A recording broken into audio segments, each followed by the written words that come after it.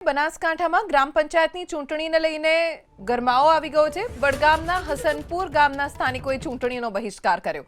ચૂંટણીમાં હસનપુર ગામના એક પણ ઉમેદવારે ફોર્મ નથી ભર્યું। સરપંચની બેઠક એક જ વર્ગને ફાળવાતી હોવાનો આરોપ લાગ્યો છે।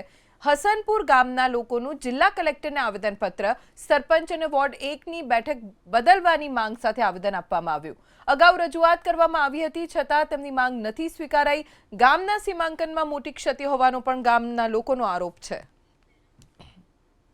કચ્છ કોમ્યુનિટીને રિપીટ કરવામાં આવી છે, જેમના સમગ્ર ગામમાં બે જ ઘર છે। તો અમારી માંગણી એવી છે કે સાહેબ, ગામમાં દલિત સમાજ પણ રહે છે, મુસ્લિમ સમાજ પણ રહે છે, તો રોટેશન પ્રમાણે રિપીટ કર્યા સિવાય અન્ય સમાજને ફાળવવામાં આવે।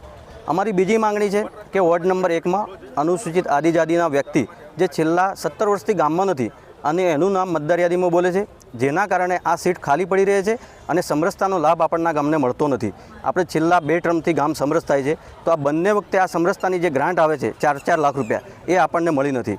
તો સાહેબ, આ નામ કેન્સલ કરવામાં આવે, જેથી આપણને ગામને સમરસતાનો લાભ મળે અને ગામમાં કંઈક આનો વિકાસ થાય। જે અમારા ગામમાં સરપંચની સીટ માટે SEBCની જે સીટ આવે છે, જે વારંવાર રિપીટ થાય છે છેલ્લા 2 ટર્મથી, તો અમારા ગામમાં 80% મુસ્લિમ માઇનોરિટી તથા 10% દલિત સમાજના વર્ગના રહે છે। તો આ સીટ અમારે બંને સમાજને ધ્યાને રાખી અને આ સીટ ફાળવવામાં આવે તેવી અમારી ગ્રામજનોની રજૂઆત છે।